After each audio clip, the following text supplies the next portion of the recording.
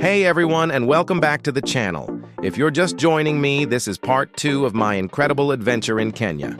So, grab a seat and buckle up, because we are diving right back into the action. The second I stepped off that plane, I knew I was somewhere truly special.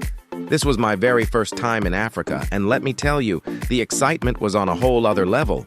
I mean, I get pumped when I head back home to the Caribbean, but this was a whole new kind of thrill. And you know what the crazy part is? I don't get jet lag. So even after a massive 25-hour flight, I was fresh, energized, and ready to explore like a kid in a candy store.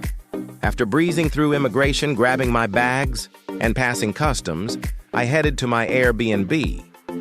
It was just off Mombasa Road, right next to the Next Gen Mall. The place had a swimming pool and a gym, and I thought, oh yeah, I'm definitely going to use both of those. But, as I quickly learned, in Kenya, you don't really have time for anything other than soaking in every single sight and sound the country has to offer. On my very first morning, my mission was to get connected. I zipped over to Safaricom to get a local phone number and, of course, set up my M-Pesa account, which is essential for getting around. Then, it was time to explore Nairobi. I hopped in a Bolt, which is like the local Uber, rode a Matatu, which is their public bus system, and even took a Boda Boda, which is a motorbike taxi.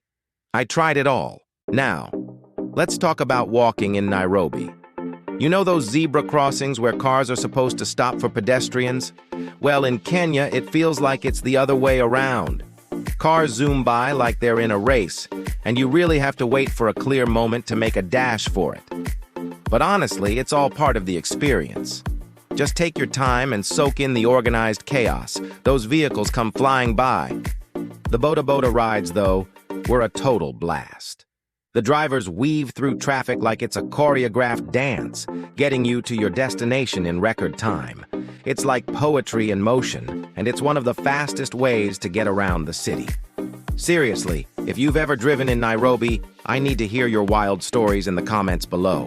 All right, I know what you're all wondering. Is Kenya safe? I can only speak from my own experience, but I roamed all over Nairobi just trying to soak up the local vibe. I didn't hit the coast to see the beaches this time around because I wanted to live like a true local, even if I don't speak a word of Swahili. Growing up in the Caribbean, I always dreamed of visiting the motherland. And let me tell you, Kenyans are some of the friendliest, most welcoming people you will ever meet. They can spot a foreigner from a mile away, even before you open your mouth. You can try to dress like a local, but trust me, they'll know you're not one of them. And you know what? That's the best part. The moment they realized I was a visitor, and especially a visitor from the Caribbean, the warmth was instant. Jambo! They'd greet me with these huge, genuine smiles. Karibu Kenya! Which means, welcome to Kenya! I heard that everywhere I went. When I mentioned I was from the Caribbean, their eyes would just light up. One man at a market even exclaimed, "Ah, a cousin! Welcome home!" And that's what I mean about the motherland. It's not just a place, it's a feeling of belonging. Okay, let's get to the good stuff. The food. I wanted to eat like a local, so I skipped the fancy tourist spots for now.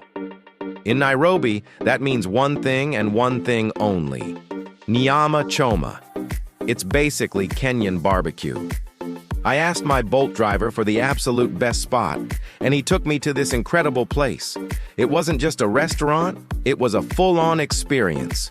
Picture this: a massive open-air market dedicated entirely to meat. You walk up to a butcher, pick your cut of fresh goat or beef, and they grill it right there for you over charcoal. You grab a seat at a plastic table, order a cold Tusker, which is the local beer, and just wait for the magic to happen. And when that meat arrives, oh man, served on a wooden board with ugali and kachumbari, which is a fresh tomato and onion salsa, it was life-changing. I'm not even exaggerating. I think I ate my body weight in nyama choma that week. But you can't visit Kenya without seeing some wildlife, right? I didn't have time for a full-on safari to the Masai Mara, but that's the magic of Nairobi. You don't have to leave the city. I went to the Nairobi National Park, and let me tell you, it is mind-blowing. Imagine a massive nature reserve filled with lions, giraffes, zebras, and rhinos, all right there in the city. I have pictures of a giraffe just strolling by with the city skyline in the background. It is the most surreal and beautiful sight. A wild rhino on one side, and the hustle and bustle of a modern city on the other. That, my friends, is the unique spirit of Nairobi. I also spent a day at the Sheldrick Wildlife Trust, which is an amazing elephant orphanage. Watching them feed those adorable baby elephants their bottles, pure magic. It was one of the highlights of my trip. My time in Nairobi was a whirlwind of new sounds, incredible flavors, and some of the friendliest faces I've ever encountered. From haggling for souvenirs at the Maasai Market, I think I did pretty well, by the way, to just chilling at Uhuru Park and watching the world go by. So to answer that burning question one last time, is Kenya safe? Speaking for myself, I explored everywhere. I used my common sense, I didn't flash my valuables around, and I never once felt unsafe. I felt welcomed. I felt like I was part of the rhythm of the city, even if I couldn't quite keep up with the fast-paced beat. I came to Kenya seeking adventure, but I found something so much more profound. I found a piece of home that I didn't even know I was missing. My time was way too short, and I am already plotting my next trip. That beautiful Kenyan coast is calling my name. And that's a wrap for part 2, everyone. Let me know in the comments if you've ever been to Nairobi. Did you drive? Are you as wild as the Matatu drivers? I want to hear all about it. And as always, if you enjoyed this video, don't forget to give it a thumbs up, subscribe to the channel, and hit that notification bell so you don't miss my next adventure. Thanks for tuning in. Peace out.